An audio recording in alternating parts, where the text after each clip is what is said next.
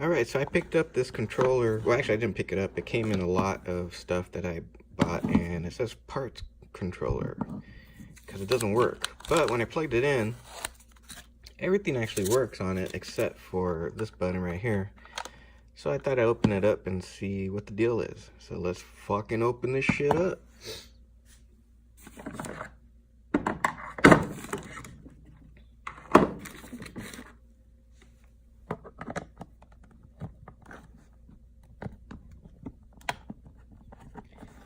And actually, everything works on it pretty good.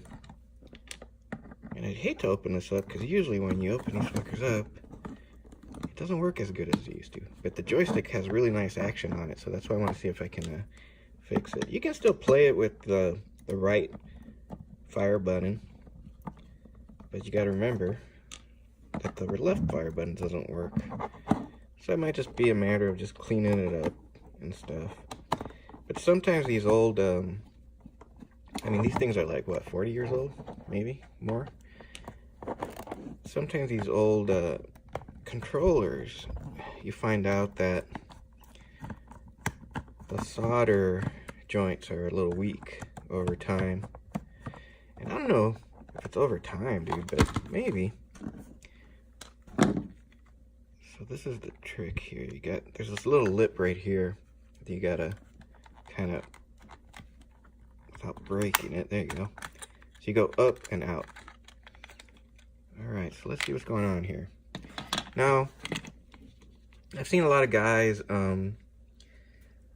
tell you to use some light sandpaper and just, you know, sand the contacts a little bit to get all the whatever, you know, corrosion off. Don't use sandpaper, dude. Sandpaper removes shit. So that means eventually you're going to be removing the actual conductive material from the contacts. Use something like this that actually dissolves corrosion, improves connections, and protects surfaces. That means it adds a coating to it that will protect it in the future instead of removing shit from it, you know? So use deoxit, D5, or equivalent, but this is the best shit out, so just use this crap. I'm tired of people telling people to use freaking sandpaper. First, I want to see if how the solder points are, and let's see. See these? I don't know if that's good. That doesn't look good to me. Has little holes here and there. So I'm gonna probably reflow a little solder on those. Clean up the board with deoxit. Everything else looks okay. So let me check out the contact for the left power button. I'm getting so old, man. I have to take my glasses off to see detail now. That sucks. So it looks okay to me.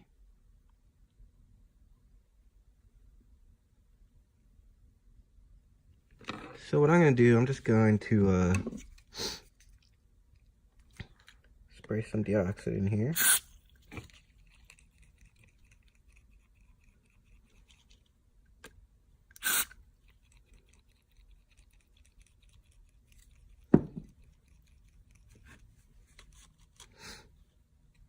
And don't worry about making a mess. Just come back later and clean it off. But this stuff is kind of like alcohol. It evaporates pretty quick.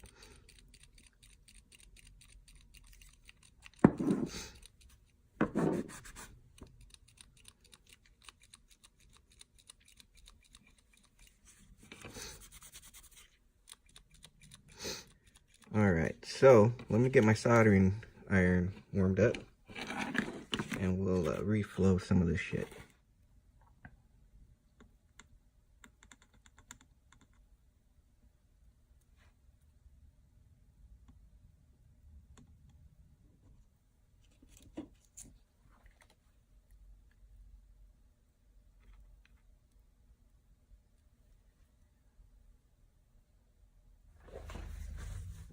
Just gonna do a little bit of that.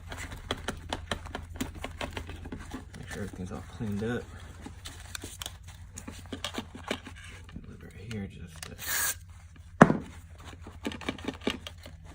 and this will evaporate, but I like to just help it out a little bit. Clean up. Get all this gunk over here. Alright, let's put this bitch back together. Get rid of the soldering gun so I don't burn myself.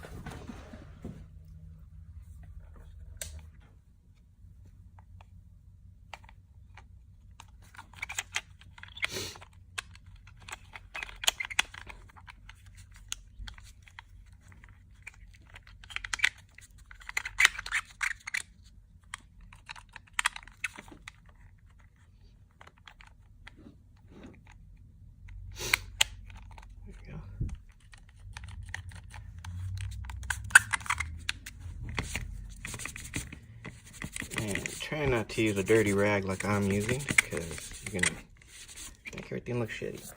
Get some cotton swabs.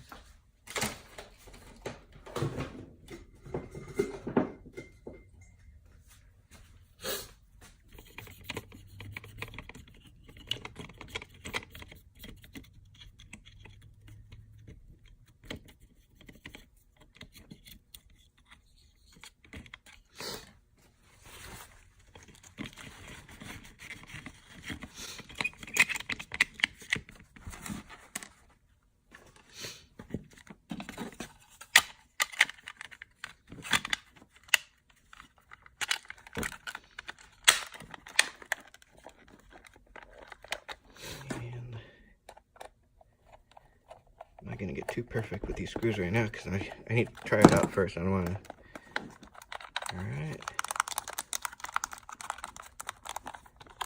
All right, let's go try it out, see what happens. All right, well, I can already tell it works because well, I can go down, up, down, whatever. And if I want to choose, can you see that? My left controller button is now working, which it wasn't working before. And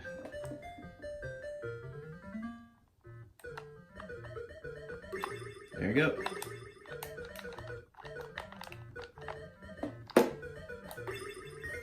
So if you ever find, you know, supposedly broken controllers on eBay, a lot of times it's just the cleaning. And I went a little overboard, you know, resoldering or reflowing that solder. But since I was in there, I figured, why not?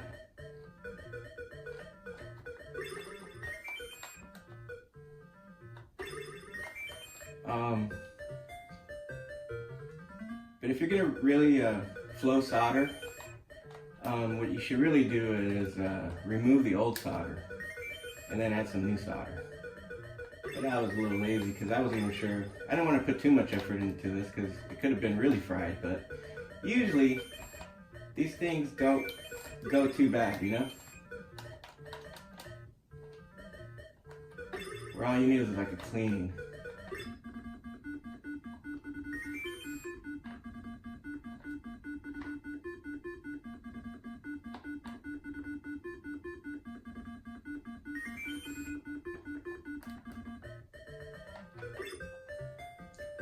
So, might as well finish this.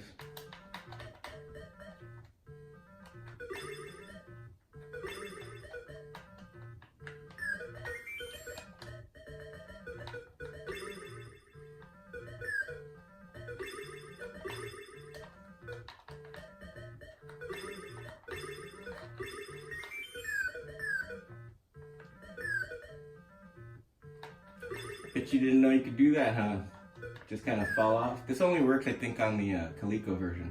You can't do this on the arcade version or the other versions that I know of. Maybe the Nintendo one, because this is similar to the Nintendo one.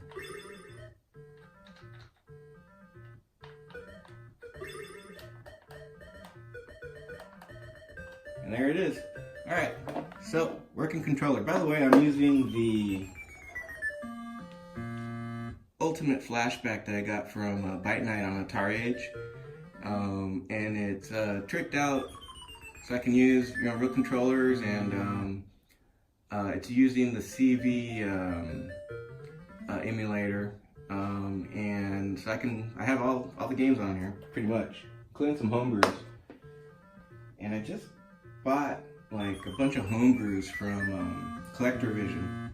They made all their, pretty much all their ROMs available for 75 bucks, and I thought, man, that's a great deal. And they're in the process of creating a new Colecovision. It's called the Phoenix. And I'm not really interested in it because I don't need it, but I thought, well, you know, 75 bucks for, I don't know, it's like 60 ROMs or something. There's some really good games on there. I thought that would help them out, so I supported them. So anyway, there it is, one controller, fixed, for parts, fixed. I got basically for free, and now it works. So there you go, there's a way.